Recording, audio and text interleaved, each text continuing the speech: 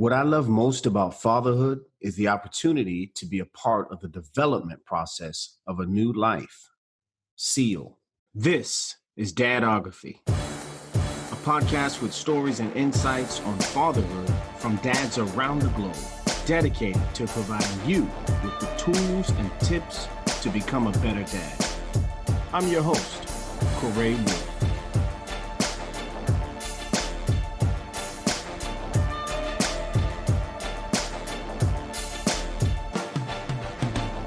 Hennie, welcome to the show. I want to express my appreciation for taking the time out to be here with Dadography and our audience today. And really looking forward to getting to know you a little better and seeing what we can share with our dads out there to help them be better dads. Thanks for coming on, man. Hey, Corey. Thank you for having me. It's quite a pleasure, and I'm excited to be part of this mission. Yeah, thanks a lot. Well, listen, let me ask you this, Hennie. If you could take a few moments and share a little bit about yourself with the audience. Currently, as you know, I live here in Panama, originally from South Africa, born in South Africa, grew up in South Africa. I was born in the early 60s. So grew up in South Africa as a kid. What an amazing place to have grown up. Our quality of life was just incredible. You know, sports was like the staple diet of every kid. We played rugby, cricket in the summer, athletics. You know, it was every kid in school participated in sports. I grew up in a pretty small town originally, and then graduated in the capital city in high school. My whole life, I grew up in a sort of a military environment, if you want. My dad was a regiment sergeant major in commandos, and later on he was similar to a state trooper maybe in the US. Okay. So my whole life, me and my brother had a strong lineage towards the military. You know, it's just one of those kind of things. Those were the Cold War days where communism was, you know, going over the world and stuff like that. You know, Hennie, if I could interject right there, you mentioned that you and your brother kind of lean towards military. I think it's reminiscent of a time, not just in South Africa, but worldwide, where boys wanted to be like their dad. I think something happened, man. We're not quite there anymore. I mean, obviously there are kids that wouldn't mind being like their dads. So that's a good thing, right? Yeah, you know, you're right. I think you're right. You know, you grew up, you want to be your dad. Dad was sort of your role model. This before the days of internet.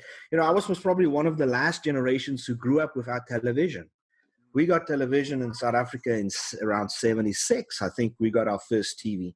So I remember as a kid sitting around the table at night, listening to the radio, listening to stories, right? Different times. Differently was probably the last. So playing outside was obviously huge for us. There was no computer games and internet and things like that. So yeah, absolutely. You know, outdoors was always our life, camping, hunting, and those kind of things. That, you know, that was our interest. So then later on, when I finished high school, it was pretty much like, oh hell, what are we going to do now? You know, I had nothing really else in mind, but we joined the police or the military, or go to do some sort of a trade. And since we lived our whole life pretty much growing up in with that military background or culture, it was normal for us at that time to join the police or the military. And I didn't like the concept of infantry or military. You know, I've never in my life thought of sending guys down a line to get shot. It never made sense. I just don't understand the concept of that. And it didn't sound like a great plan to be sent down a line by some general to get shot at. Right. So I like the idea of like maybe a little bit more specialized stuff and so on. And I ended up joining South African police. I was a border guard for 3 years, and then I joined a K9 unit, and I worked with German Shepherds pretty much for the rest of my career. Wow. Got involved in search and rescue diving, and you know, the politics at that time in South Africa was really changing. Mm-hmm. And as a police officer, you were really in a very awkward, if that's maybe the right word, spot, because you know, we went from a period where in South Africa, where it was fighting communism in the 70s, to becoming a freedom struggle, for democracy in South Africa. Right. And the police was caught up in that, between the true people that want to change and the criminals that took advantage of the people that want change, Right. So typically, there's always some elements that takes advantage of certain things, and you as a police officer gets caught up in that. And I realized that there was no future in that for me. And through the search and rescue diving, I was able to leave the South African police and got involved with scuba diving schools, and eventually owned my own diving schools in Cape Town. And then we got a little opportunity to travel internationally. Hey, Hennie, let me slow you down right there, man. You mentioned diving, or owning your diving school in Cape Town. Now, I know, but I'd love for my audience to hear a little bit. You used to dive with sharks. Is that right? Yeah, so I had a diving school. Actually, three diving schools in the Cape Town. In those days, it was called Ocean Divers International, and one of them were in Gordons Bay, and just around Gordons Bay, or in the Bay of False Bay, there's islands called Seal Island, and those islands are quite popular for shark diving. These were the days before cage diving got popular, and so most of the diving that was done there was right in the beginning, with universities almost doing research. And actually there was if I remember right, there was a American lady and her husband, Ron and Valerie Taylor. They were like the leading people in the 90s on shark diving and stuff like that. So my dive masters at my shop were some of the first guys who dived with great white sharks in cages. But where we used to teach and dive the students was along the shore in the kelp beds. And, we'll get the seals to swim around us. As long as you stayed in the kelp bed, you felt pretty safe. You just didn't want to leave the kelp beds.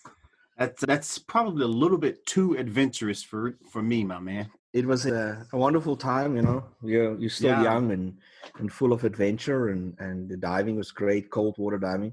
Well, I met my wife in that same town, Gordons Bay, and we got the opportunity to go run and build a really high-end fishing resort in West Africa on the islands of São Tomé and Príncipe.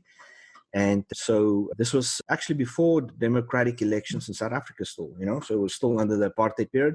We left South Africa and we went to the islands of São Tomé and Príncipe off the west coast of Africa.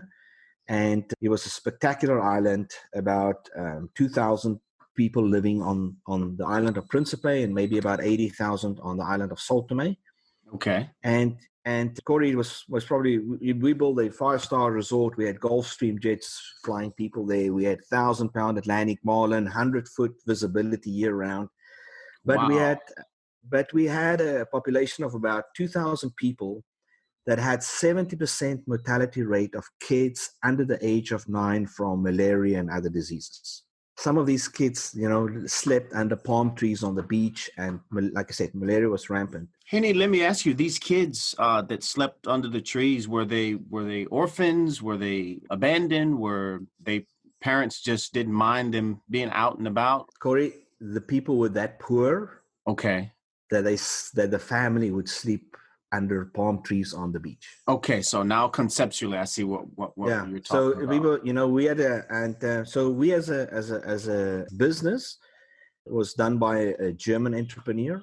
Okay, and we were pretty much the only source of income on the island. This was after about 25 years of independence of the islands of São Tomé and Príncipe. It used to be a Portuguese colony. The Portuguese weren't really the nicest. But at the same time, during this 25 years of independence, the country was totally destroyed and people were left with nothing. It was an eye-opener for me. Of course, coming from South Africa, we were a very developed country at that time. We had huge mining, huge industry, and we had Mercedes-Benz and BMW factories in South Africa, Alfa Romeo factories in South Africa in the 80s. And so going from that to these islands where people they ate what we used as bait for the fish, to fish for marlin, and that was their food. So to go from that and then see the United Nations guys driving around with $80,000 Land Cruisers, Maybe those days they were $30,000. That sort of, there was something not right. So I think that was one of the places where I went from a pretty conservative, militaristic guy to opening my mind to the world. Okay. Right. To having that wider vision, because, you know, in the 80s, the television networks were still owned by the governments, right? BBC owned by the British government, or, you know, South African Broadcast Company was owned by the South African government. And pretty much what you see as a kid on television is what the government wants you to see, right? Right. Now that's changed for our kids. Our kids, you know, nowadays with the internet, and they pretty much don't have to watch cable networks anymore. They can watch independent news and stuff like that. And in my time with newspapers and things, the governments would still censor the news that we as kids or young guys used to see. But when I went to West Africa, suddenly my eyes was open to the world. I was seeing what was outside of South Africa. And, you know, to be honest, it was not as great a picture as what I thought it was going to be. It was actually pretty sad, you know. But anyway, we had an amazing place there, and then we got sort of headhunted from there to Panama. And then we got headhunted to Panama. We were looking for an opportunity to get out of Africa, right, to experience other cultures, and that's how we ended up in Panama.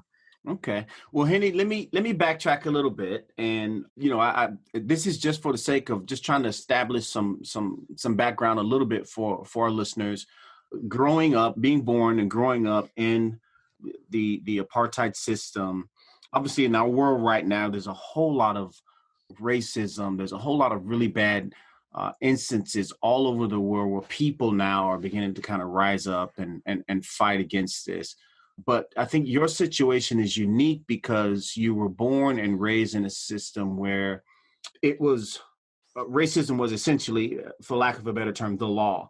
Can you give me a little bit of what effect that may have had on you, your psyche, you know, things you experienced growing up? And obviously, at some point, as we get to your kids, we'll see how you opted to ultimately go against everything that you experienced and saw. But I think it's important that we have a little bit of that background to kind of help guys out. You know, I think my generation of South African men, Mm-hmm.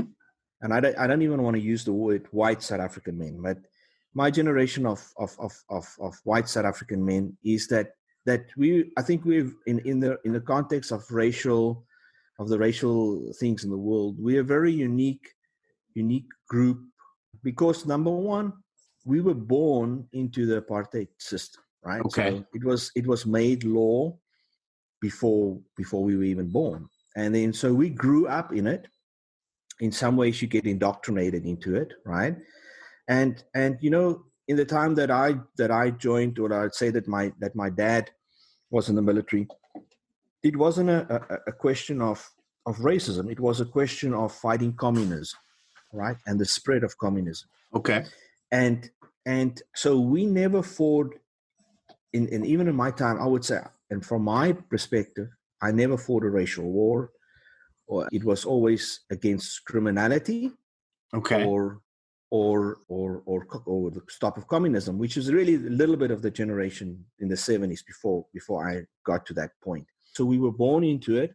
Okay. We lived with it, right, our whole lives. And then there came the decision to change, you know, and there was a vote in South Africa where people had to vote for if they want change or if they want to continue down the path that it's been continued for maybe at that time 20 years. Right. And the majority of people voted for change. The majority, it was a white people voted at that time. Black people couldn't vote. And so we voted for change. All right. Well, thank you very much for the background. Now let's fast forward. And you and your wife are now in, well, you guys are single. You're now in West Africa. And at what point do you guys transition to Panama, have kids, and bring me to your fatherhood? Yeah, so, you know, so opportunity came around 1999. Okay. And we came to Panama, and we managed a magnificent, beautiful resort called Tropic Star Lodge. It was in the Darien Jungle, not a road within 100 miles from us. just beautiful jungle and an incredible fishing location. So we lived there, still owned our property in South Africa. So we would still go back to South Africa. But Panama was our place of work. South Africa was sort of our place of living. And then as time went by, I think it was 3 or 4 years, we realized that, my wife was saying, okay, well, this is it now. I was still having a good time partying it. And she said, okay, no, it's time to have kids. Well, it was sort of, I never really planned to be a dad. I was really enjoying the travel. And okay, well, she sprung that one on me and we had our daughter. Then 2 years or 3 years later, I think we had Joshua.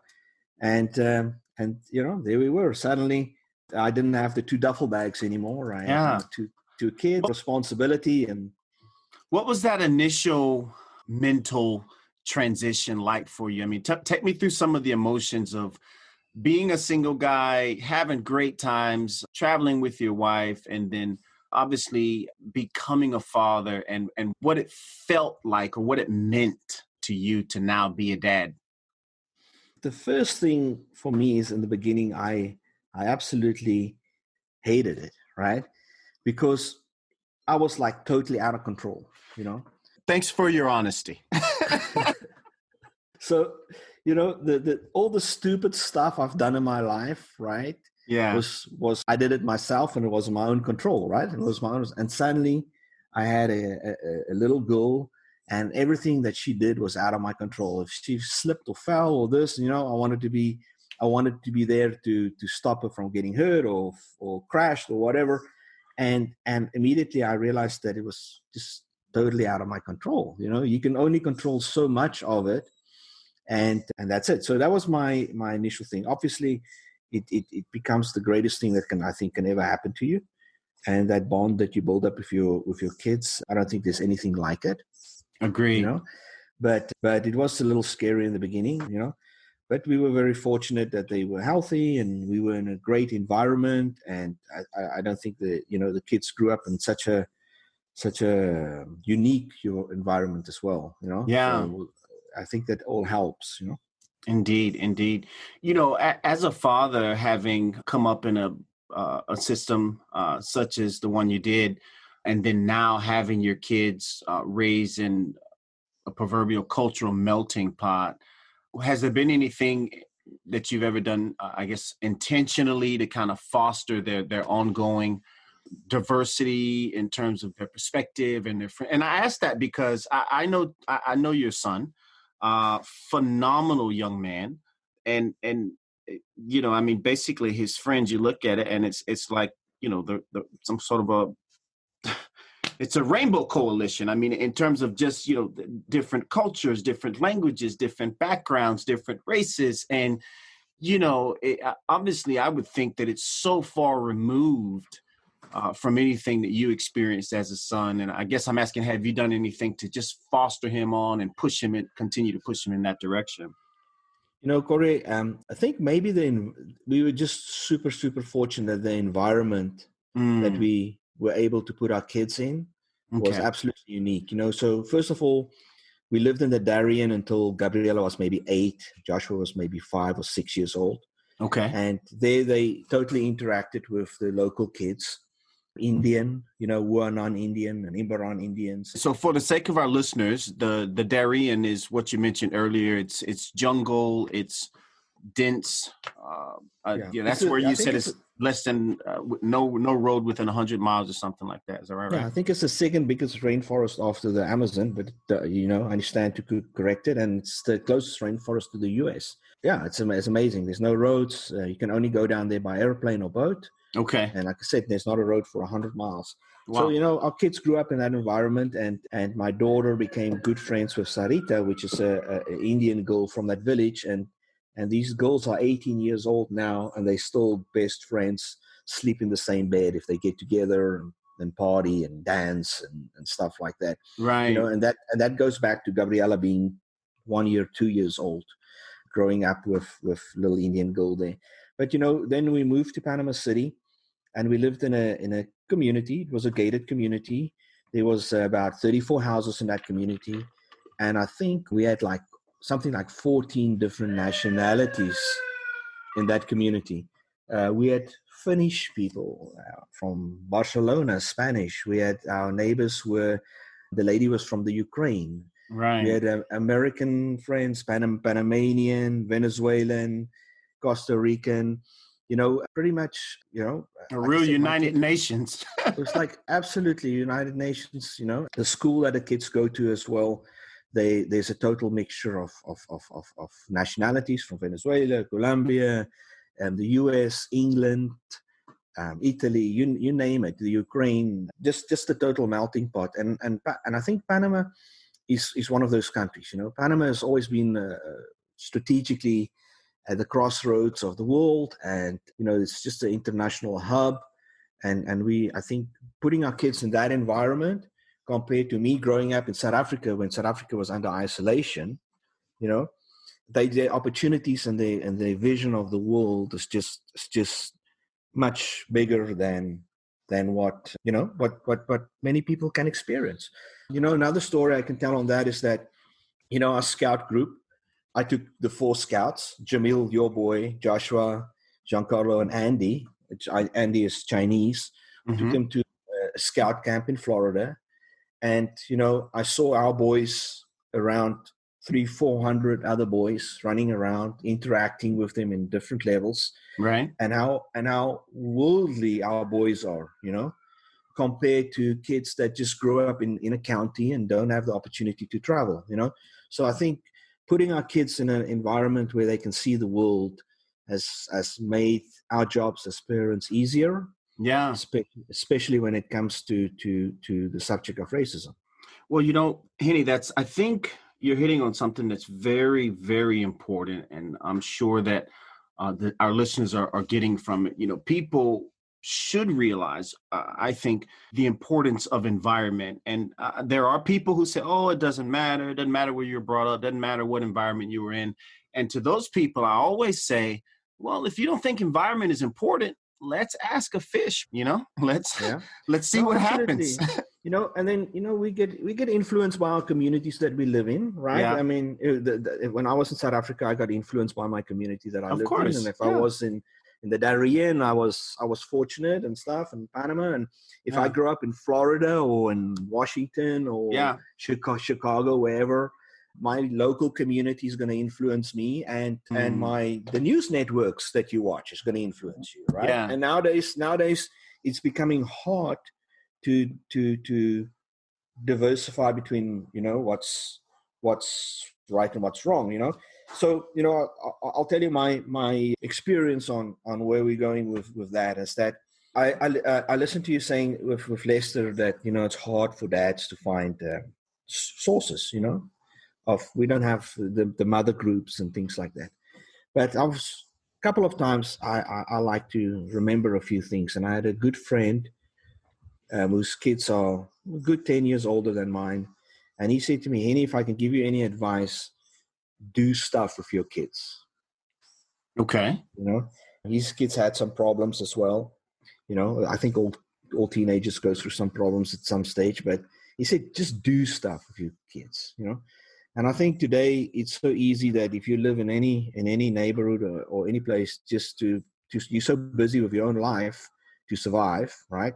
Mm-hmm. Working, that it's easy to just leave your kids up to friends, leave them to iPads as nannies, because the iPads and video games has become the new nannies. Digital babysitters, yeah. And for us as parents, just to have our own lives, And I've seen that every time we do something with our boys, or we go camping or whatever it is, a scout camp, whatever we're doing, in the beginning, the boys don't want to go. And once they're there, they don't want to come back, right?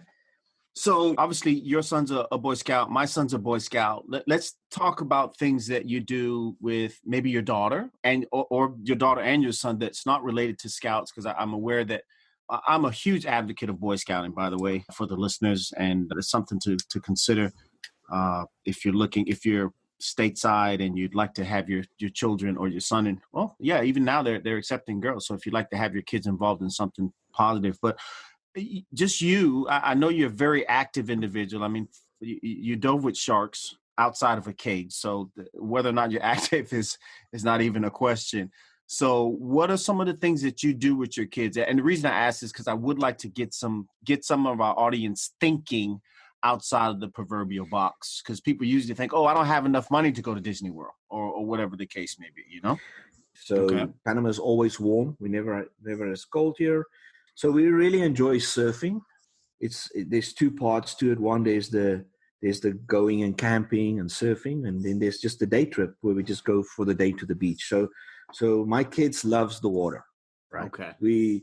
They would swim 8 hours a day in the water. I like the water. You know, between fishing and scuba diving, the ocean has been a big part of our life. So we enjoy that. You know, so my kids absolutely enjoy going to the beach and surfing and stuff. And you know, fortunately, that's not an expensive hobby, right? Right. You just can go to the beach and enjoy a day at the beach and body surf, or you know, and we're fortunate in Panama that we have great places to go to very close by. And then, you know, we're also lucky that we've always been involved with boating. So my kids always had access to boats. So either I manage them or we have access to them. So they've done a fair amount of boating at Tropic Star Lodge and so on. So absolutely, the ocean has been our place to go to. We enjoy hiking. In Panama, there's amazing hiking trails and things like that. We do enjoy that. Just go out for the day and hike a little bit. So definitely, we are outdoor people. If we can cook outside at night, we like being outside rather than inside. Well, Penny, I'd like to just, I guess, continue on with some of the things that I do with my kids for the sake of our listeners. We also go hiking. I'm an outdoor guy myself, and I enjoy, and I take the family camping. I always tell people, listen, you buy your camping gear. The beautiful thing about that is it's usually a one-time investment that'll run you for a good, 10 years if you get quality stuff. And after that, you got to get your food that you're going to take with you. So we like camping. We also, as of something we did recently under this COVID-19, my wife had some painting stuff, and we actually painted as a family. We do board games. And I mention those because I think the listeners, guys, you got to hear what Hennie's saying. He didn't say go boating. He didn't say go surfing. And I'm not saying play board games. I'm not saying go camping. Hennie started it out by saying his friend advised him, do stuff with your kids. Don't rely on the digital babysitters. And that's what I'm hearing from you, Hennie. And I appreciate you giving that insight. Yeah, do stuff with your kids. That's the biggest, it's probably the best advice that I was ever given. Whenever, whenever we go a little bit off track, we either, as a family or the kids and stuff, whenever we go on a family trip and we do stuff, the kids are in a good environment, they're safe, they know what they get exposed to. And we always have a group of friends that goes with. There's always a friend or two that tags along. And we enjoy that, and I think the kids enjoys having friends with. They must probably hate being with their parents all the time on their own. At that age. How old are they, by the way? Yeah, they are 17 and 15. Going to be 14 right now. Going to be 15. Yeah. Yeah, so they're at that age where it's not the coolest thing in the world to be hanging around. Yeah, I think they didn't mind, but obviously over time we've done a couple of friends trips, and we loved having the friends along as well. And, so definitely, I think the number one thing is do things with it. And then, the other key thing in our kids' lives is going to be friends. Friends has such an impact on your kids. Most probably going to be the one that's going to get your kid into trouble or the one that's going to keep him out of trouble, And the same goes for our kids. The impact that they have on other kids, could either get other kids into trouble or get them all into trouble for that matter. So I think choosing your friends is most probably the hardest thing to do. Right. But most probably also the most important thing I think you can do. Yeah. Well, Hennie, I want to thank you for sharing with me your time. It's really been a pleasure. And I think everything that you've shared with our audience today will prove to be of benefit all over the world. So thank you very much for just peeling out, an hour to spend with me and just talk regarding fatherhood. Hey, Corey, it's always a pleasure. And, I enjoy the friendship and the chats always. And I think having an open mind to the world is a key. I think it's very, very important let our kids have an open mind so that they can choose for themselves. Yeah. Thank you very much for having me, and best of your show. I think this is a very, very important thing you're doing, and I don't think there can be enough of this. And the key is to have the time that people actually would make the time and listen to this, because our future is in our kids, being it conservation, being it politics, being it racism. Right. Our time, we've been there, done it, and the choices is just going to be theirs now. Very true. Very true, Hennie. Thank you very much for giving that insight and coming on to this show. It was a pleasure having you here. That's our time, folks. Today's fatherhood insight comes from a South African dad. In conversing with Hennie, I was able to see that in order to groom racial and cultural diversity in your children, you must make an effort to ensure they get exposure to environments that are racially and culturally diverse. And the second insight from Hennie was incredibly simple, yet monumentally profound. Gentlemen, do stuff with your kids. We hope you've enjoyed this episode of the Dadography podcast. Thanks very much for listening. I would, however, like to invite you to be a part of the show. Visit our website at dadography.net. Scroll down to the bottom of the page, click on the microphone, tell us your name, where you're from, and what fatherhood means to you. Remember, it takes more than DNA to be a dad.